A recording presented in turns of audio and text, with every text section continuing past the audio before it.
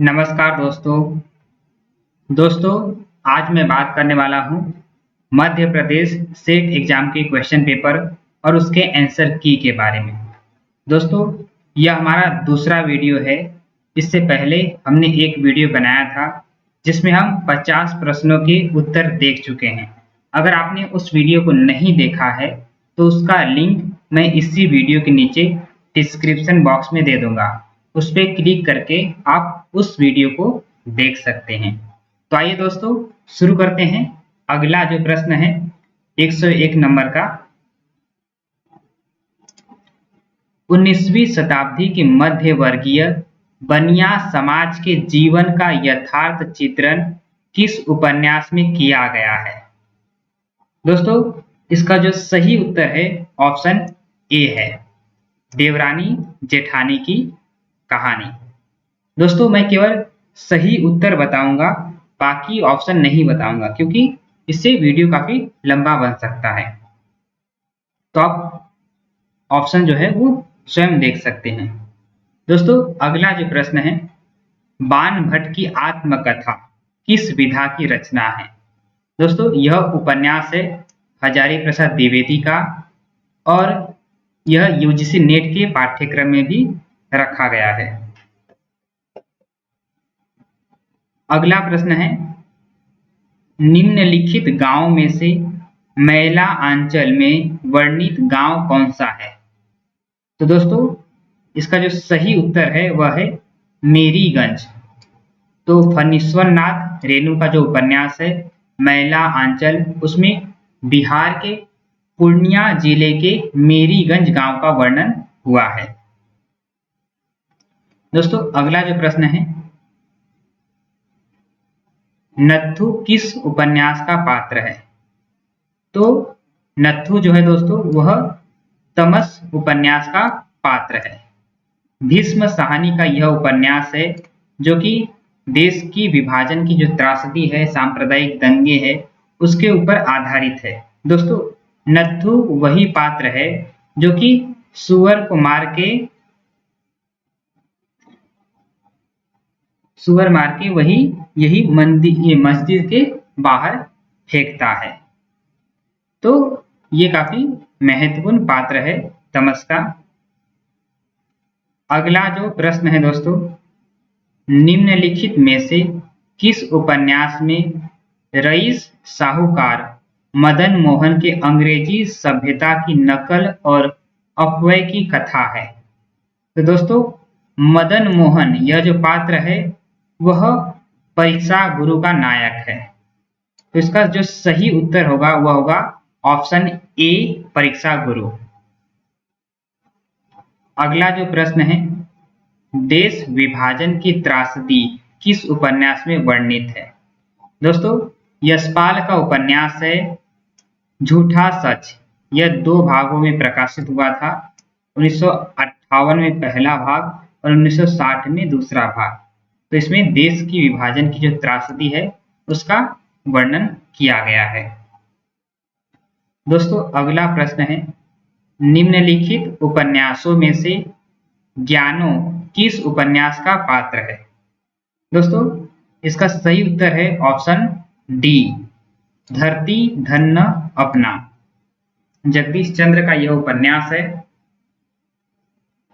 जो कि दलित जीवन के ऊपर आधारित है। अगला प्रश्न है दोस्तों, गोस्वामी तुलसीदास की जीवनी को आधार बनाकर लिखा गया उपन्यास है।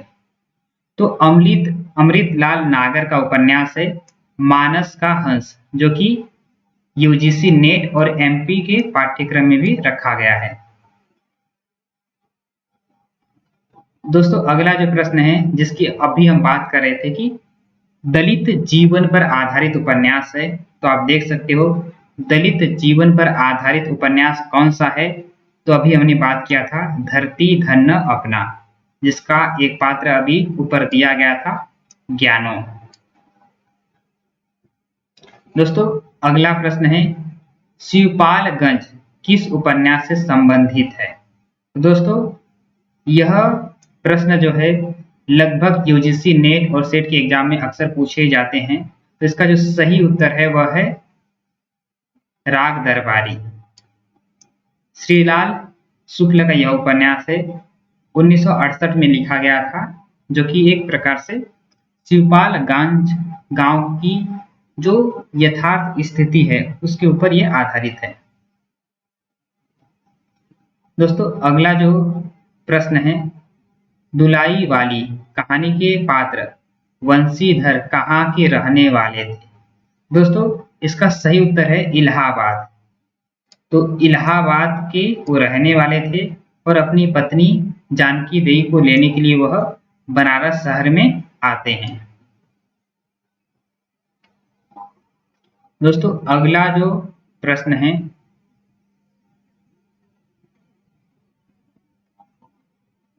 तो अगला प्रश्न है, हिंदी की चर्चित कहानी राही का लेखक कौन है? तो यह भी राही कहानी दोस्तों यूजीसी नेट के पाठ्यक्रम में रखा गया है, जिसकी लेखिका है सुभद्रा कुमारी चौहान। दोस्तों हो सकता है कि प्रश्न आपको थोड़ा धुंधला दिखाई दे, परंतु आप जो मैं पढ़ रहा हूं उसके ऊपर आप आवाज के ऊपर ध्यान दोगे तो आपको प्रश्न स्पष्ट रूप से सुनाई दे देगा। दोस्तों अगला प्रश्न है, बुद्धगुप्त कौन सी कहानी का पात्र है? दोस्तों यह भी कहानी आकाशदीप आपके नेट के पाठ्यक्रम में रखा गया है और एमपी सेट के पाठ्यक्रम में भी ये कहानी है। दोस्तों अगला जो प्रश्न है वह भी यूजीसी नेट के एक कहानी के ऊपर आधारित है। कथन देख लेते हैं पहले। खुदा के लिए दरवाजा खोलो, मेरे साथ में औरत जात है, गाड़ी निकल जाएगी, कौन सी कहानी का संवाद है? तो अमृतसर आ गया, भीष्म साहनी की जो कहानी है अमृतसर आ गया, इसमें यह संवाद है। दोस्तों अगला जो प्रश्न है, हामिद ने मेले में से क्या खरीदा था? दोस्तों यह कहानी आप लोगों ने बचपन में ही पढ़ी होगी, प्रेमचंद की कहानी है ईदगाह। तो ईदगाह का जो पात्र है हामिद, उसने मेले में क्या खरीदा था? तो चिमटा खरीदा था अपनी दादी के लिए। दोस्तों अगला जो प्रश्न है, हमारे समाज में बड़े बूढ़े लोग जैसे बहू बेटियों के निजी जीवन को स्वच्छंद रखने देने के लिए अपना अधिकांश समय बाहर व्यतीत किया करते हैं। प्रस्तुत अवतरण किस कहानी का है? तो इसमें दोस्तों 4 ऑप्शन दिए गए हैं। तीसरी कसम, उसने कहा था, चीप की दावत। दोस्तों इसका जो सही उत्तर है वह है पिता कहानी में से, यानी कि पिता कहानी में से यह संवाद लिया गया है। दोस्तों इसमें बहुत ही आसान प्रश्न पूछे गए हैं जो कि लगभग यूजीसी नेट के पाठ्यक्रम का हिस्सा है। जैसे कि अगला जो प्रश्न है, सजनवा बैली हो गया हमारो, सजनवा फणीश्वर नाथ रेणु की कौन सी कहानी का गीत है? तो यह भी यूजीसी नेट के पाठ्यक्रम में रखा गया है, तीसरी कसम अर्थात मारे गए गुलफाम।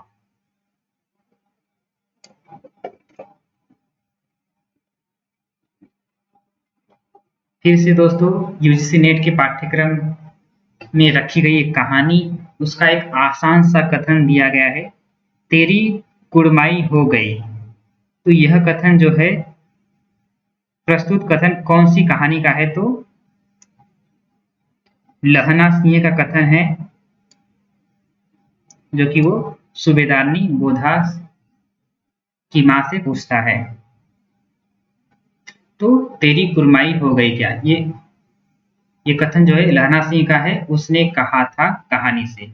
उसने कहा था कहानी जो है वह चंद्रधर शर्मा गुलेरी की है। दोस्तों अगला जो प्रश्न है, कोई बीमार बाप का इलाज नहीं करता, प्रस्तुत कथन कौन सी कहानी में कहा गया है? दोस्तों कोई बीमार बाप का इलाज नहीं करता। आप लोगों ने यह कहानी स्कूल के दिनों में भी पढ़ी होगी और यूजीसी नेट के पाठ्यक्रम में भी रखा गया है। इंस्पेक्टर मातादीन चांद पर। जब इंस्पेक्टर मातादीन चांद पर जाते हैं और चांद की सभी पुलिस कर्मचारियों को भ्रष्ट बना देते हैं, तो वहां पर वातावरण, कुछ माहौल इस प्रकार से हो जाता है कि लोग एक दूसरे की मदद करने से डरते हैं। तो वहीं पर यह कथन आया है कि कोई बीमार बाप का इलाज नहीं करता। क्यों? क्योंकि उसे यह डर है कि वह इलाज करने जाएगा और बाप मर जाएगा तो हो सकता है कि पुलिस उसे पकड़ ले और उसे जेल में डाल दे, क्योंकि माता जी ने ही कुछ पुलिस में इस प्रकार का भ्रष्टाचार फैला दिया है कि निर्दोष लोग ही जेल में जा रहे हैं। तो यह भी काफी आसान प्रश्न था।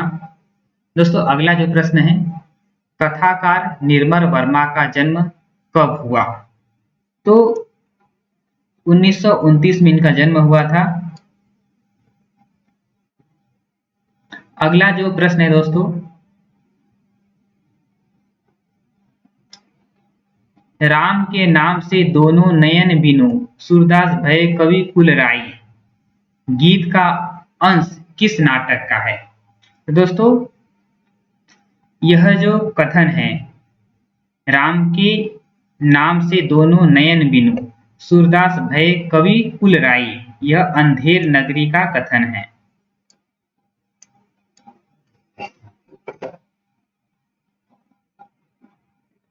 तो भारतेंदु हरिश्चंद्र का नाटक है अंधेर नगरी।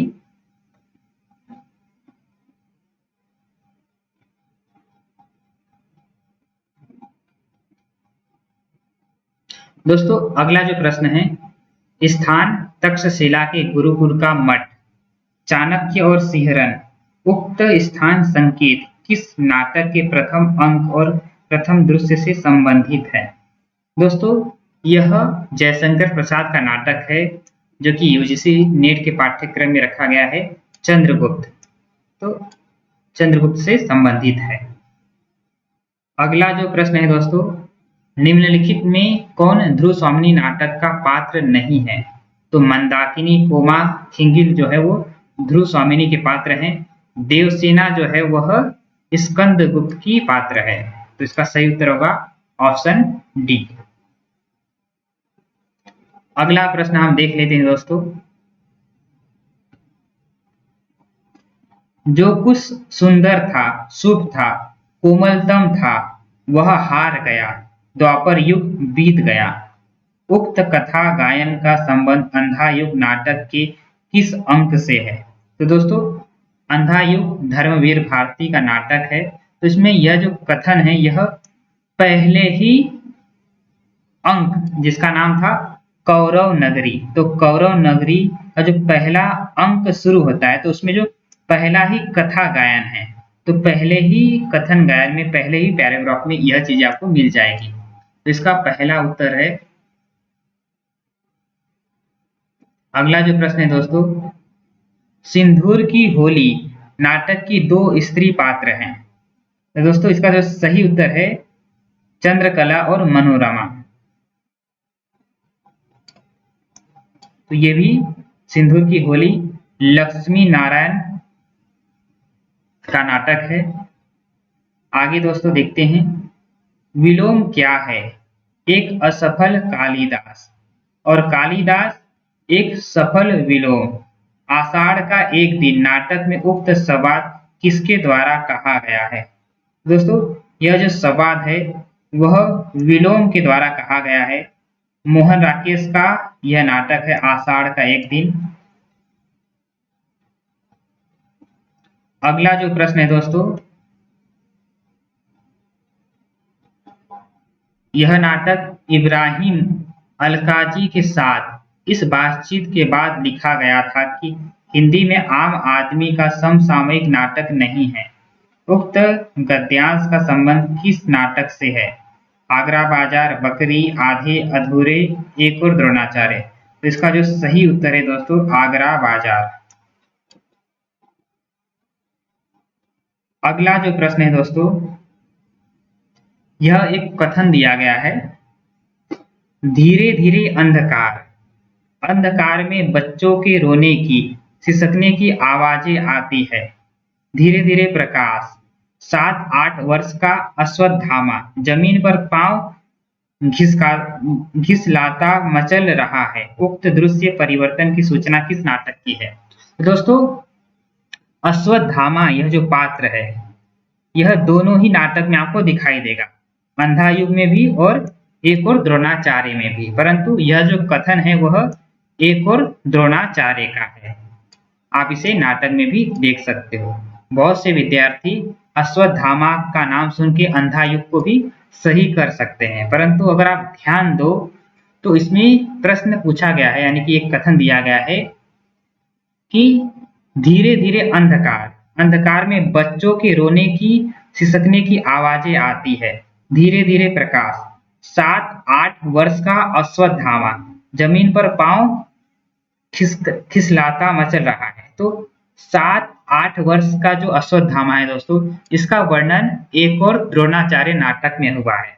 जब बालपन में अश्वत्थामा जो है, जो कि उसके परिवार में द्रोणाचार्य गरीब होने के कारण उसके घर पे कोई गाय नहीं होती है, तो वह दूध के लिए एक प्रकार से जब रोता है, विलाप करता है, अपनी माँ से दूध के लिए जिद करता है, और उसकी माँ जो है आटे के घोल को मिलाकर उसे दूध पिला देती है, क्योंकि उसने जीवन में कभी भी दूध नहीं पिया होता है, इसलिए वह आटे के घोल को ही दूध समझकर पी लेता है। तो इस घटना में दोस्तों 7-8 साल के बच्चे का जो किरदार है अश्वत्थामा में, वह अंधा युग में नहीं दिखाया गया है, वह एक और द्रोणाचार्य नाटक का है। दोस्तों, अगला जो प्रश्न है, निम्नलिखित में से कौन सा विकल्प असत्य है? तो दोस्तों, इसमें 4 ऑप्शन दिए गए हैं, आपको चारों में से एक ऑप्शन जो असत्य है वह पहचानना है।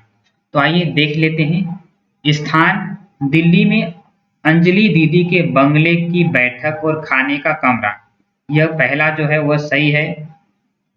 पहला अंक, गर्मियों में एक दिन, यह भी सही है। दूसरा अंक, 20 वर्ष बाद, गर्मियों में एक दिन, माफ कीजिए सर्दियों में एक दिन, यह भी सही है।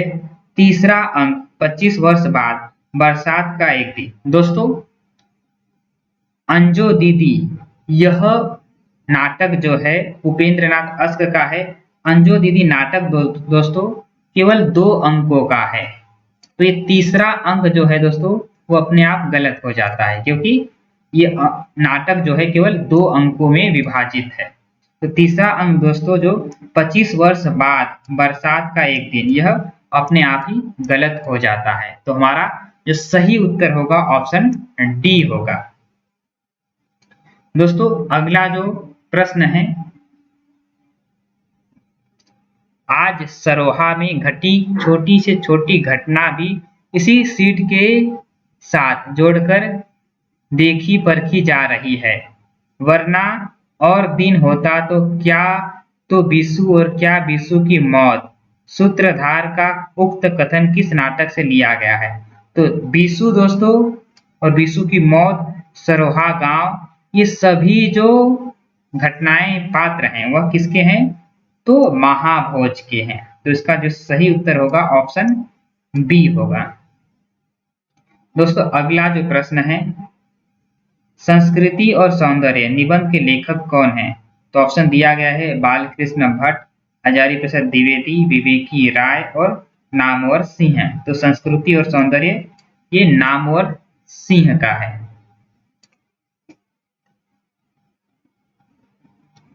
अगला जो प्रश्न है दोस्तों, प्रश्न हो सकता है कि आपको कुछ धुंधला दिखाई दे, क्योंकि हमारे पास जो पीडीएफ उपलब्ध हुआ है तो कुछ इसी तरह से हुआ है जिसमें हमें खुद धुंधला दिखाई दे रहा है, परंतु मैं आपको प्रश्न पढ़ के सुनाई देता हूं और इसका आंसर भी है वह भी आपको बता देता हूं।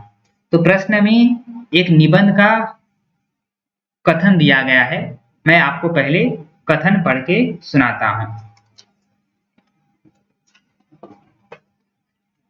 तो कथन कुछ इस प्रकार है दोस्तों,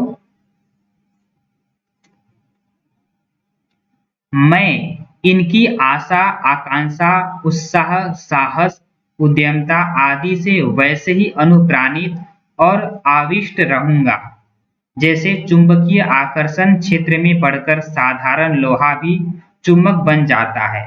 किस निबंध का अंश है? दोस्तों यह कथन जो है मैंने आपको पढ़ के सुना दिया।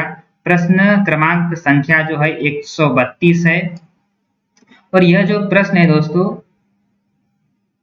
यह जो कथन है दोस्तों, यह उत्तरा फाल्गुनी के आसपास इस निबंध से लिया गया है।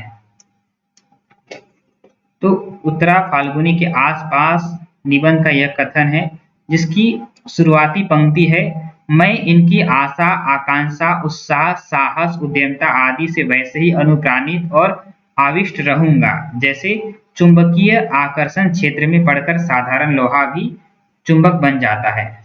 तो यह प्रश्न क्योंकि धुंधला दिखाई दे रहा है इसलिए मैंने एक बार फिर से पढ़ के सुना दिया है। तो इसका उत्तर था उत्तरा फाल्गुनी के आसपास।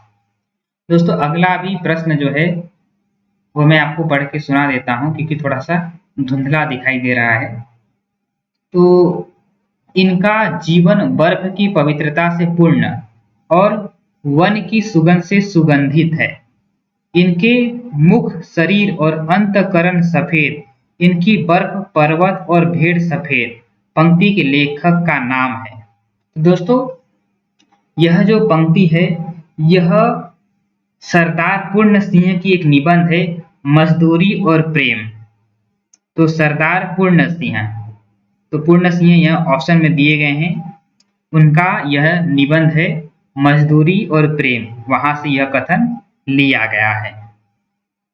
अगला जो प्रश्न है दोस्तों, प्रताप नारायण मिश्र के अधिकतर निबंध किस पत्र में प्रकाशित हुए?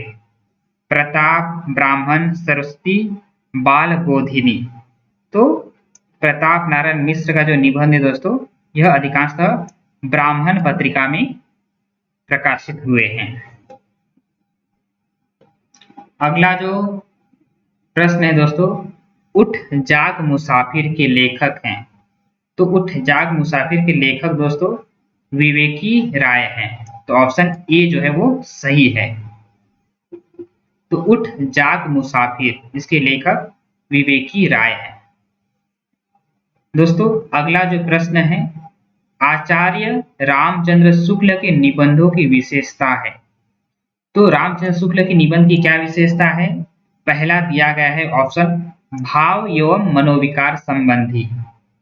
दूसरा दिया गया है आलोचना का सैद्धांतिक और व्यावहारिक रूप। और तीसरा दिया गया है दोनों ए और बी। चौथा दिया गया है उपर्युक्त में से कोई नहीं। तो इसका जो सही उत्तर है दोस्तों वह है दोनों, यानी कि ए और बी दोनों, क्योंकि आचार्य रामचंद्र का शुक्ल का जो निबंध है वह भाव और मनोविकार संबंधी भी है और उसमें आलोचना के सैद्धांतिक और व्यावहारिक पक्ष का भी वर्णन देखने में मिलता है। दोस्तों अगला जो प्रश्न है,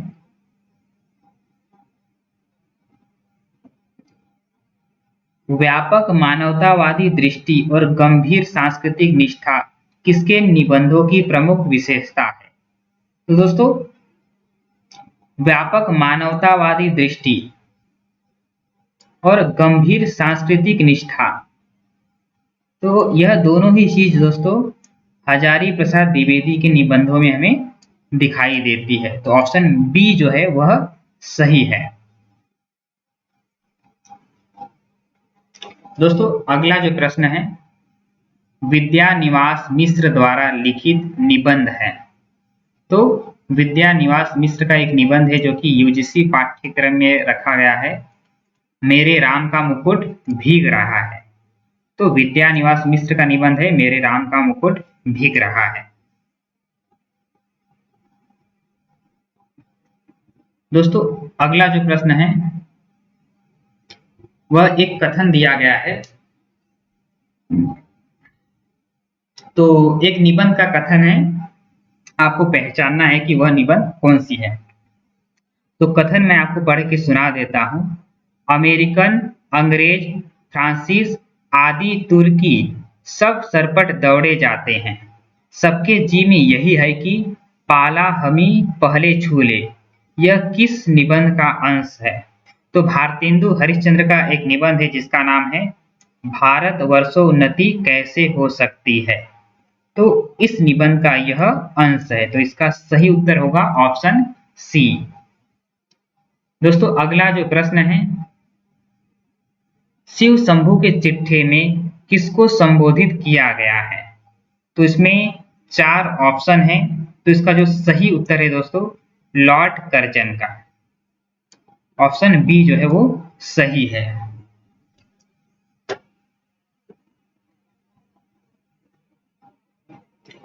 तो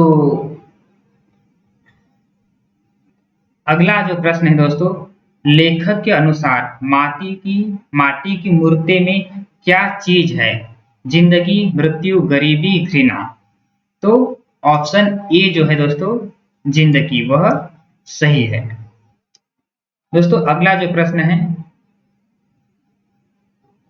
जब तक ईमान अंधेरी रात न देखे तब तक रोशनी की वक़्त उसे कैसे मालूम हो? उपर्युक्त अंश किस रचना से लिया गया है? तो दोस्तों इस प्रश्न का उत्तर है जो हमें प्राप्त नहीं हुआ है अब तक। तो आप लोगों में से अगर इस प्रश्न का उत्तर किसी को मिल गया होगा तो आप हमें कमेंट बॉक्स में लिख के बता सकते हैं कि यह जो कथन है, जब तक इंसान अंधेरी रात न देखे तब तक रोशनी की वक़्त उसे कैसे मालूम हो। ये 4 ऑप्शन दिए गए हैं, प्रेमचंद घर में, आवारा मसीहा, क्या भूलूं क्या याद करूं, माटी की मूर्ति। तो आपको अगर इसका सही उत्तर पता है तो आप हमें कमेंट में लिख के बता सकते हैं कौन सी पुस्तक में, कौन से वेबसाइट से आपको यह जानकारी मिली, यह भी लिख के बता दीजिएगा ताकि आपके जो अन्य साथी हैं वह भी उसे पढ़ सके। दोस्तों अगला जो प्रश्न है, आप हुदरी किसकी आत्मकथा है? तो यह रमनिका गुप्ता की आत्मकथा है। तो रमनिका गुप्ता की एक और आत्मकथा थी, आपको कमेंट बॉक्स में लिख के बताना है कि वह कौन सी है। दोस्तों अगला जो प्रश्न है, भोला राम का जीव में पेंशन के लिए रिश्वत के तौर पर बड़े अफसर ने क्या रख लिया था? तो भोला राम का जीव दोस्तों ये कहानी आप लोगों ने पढ़ी होगी। तो उसमें जब नारद अपनी वीणा लेकर जाते हैं सरकारी दफ्तर में, तो अफसर जो होता है वह उनकी वीणा को रिश्वत स्वरूप में रख लेता है। दोस्तों इस वीडियो में आपके 100 प्रश्न का उत्तर हम बता देंगे, जिसमें से 3-4 प्रश्न के उत्तर रह जाएंगे। तो भी अगर जो भी प्रश्न हमने बताए हैं उनमें से आपके कितने सही होते हैं आप हमें कमेंट बॉक्स में लिख के बता सकते हैं, ताकि एक आइडिया आ जाए कि इस बार जो मध्य प्रदेश स्टेट एग्जाम का कट ऑफ है वह कितना बन सकता है। तो दोस्तों अगला जो प्रश्न है वह हम देख लेते हैं, जामुन का पेड़ किसकी रचना है? तो यह भी यूजीसी नेट के पाठ्यक्रम में रखा गया है, कृष्णचंद्र, ऑप्शन बी जो है वो सही है। दोस्तों अगला जो प्रश्न है, किसी भी शासन के 2 प्रमुख अंग होते हैं, सुरक्षा और विधि व्यवस्था। यदि कायस्थों ने हिंदू शासन की विधि व्यवस्था संभाली होगी, सुरक्षा व्यवस्था क्षत्रिय संभालते होंगे, तो उन्होंने मुस्लिम शासन में भी यह कार्य किया होगा। यह किस पुस्तक का अंश है? तो इसमें ऑप्शन दिए गए हैं, आवारा मसीहा, संस्कृति के 4 अध्याय, क्या भूलूं क्या याद करूं, एक कहानी यह भी। तो दोस्तों इसका उत्तर भी अभी तक हमें प्राप्त नहीं हुआ है, तो आपको अगर इसका उत्तर पता है तो आप हमें कमेंट बॉक्स में लिख के बता सकते हैं। परंतु जहां तक कायस्थीय जाति का सवाल है वह हरिवंश राय बच्चन से संबंधित रखता है, तो इसका उत्तर क्या भूलूं क्या याद करूं हो सकता है, परंतु मैं निश्चित इसका उत्तर नहीं बता सकता हूं। तो अगर आपको इसका उत्तर पता है तो आप हमें कमेंट बॉक्स में लिख के बता सकते हैं।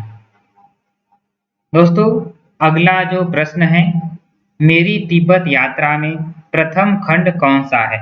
दोस्तों राहुल सांस्कृत्यायन का जो यात्रा वृत्तांत है मेरी तिब्बत यात्रा, इसमें 5 खंड है।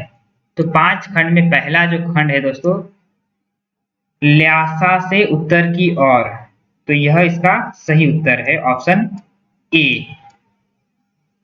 दोस्तों अगला जो प्रश्न है वह हम देख लेते हैं। संस्कृति के 4 अध्याय के लेखक कौन हैं? तो इसका सही उत्तर है रामधारी सिंह दिनकर।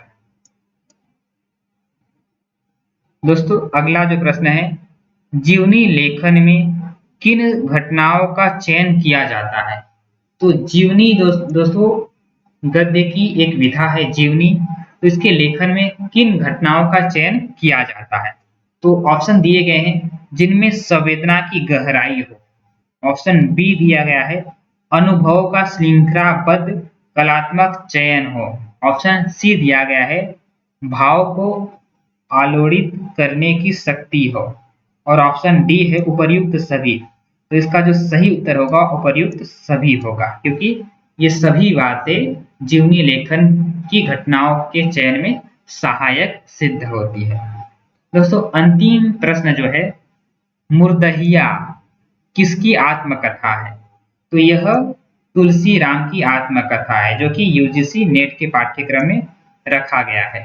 तो दोस्तों यहाँ पर हमारे 100 प्रश्न जो हैं वह सही हमने जिसका उत्तर बताने की कोशिश की है, जिसमें से 3-4 प्रश्न के उत्तर जो हैं दोस्तों वो हमने नहीं बताए हैं। अगर आपको उन प्रश्नों के उत्तर पता है तो आप हमें कमेंट बॉक्स में लिख के बता सकते हैं, जिससे अन्य साथियों को भी उसकी जानकारी मिल सके। दोस्तों यह वीडियो आपको पसंद आए तो आप इसे लाइक कर सकते हो और हमारे चैनल को भी आप सब्सक्राइब कर सकते हैं। धन्यवाद।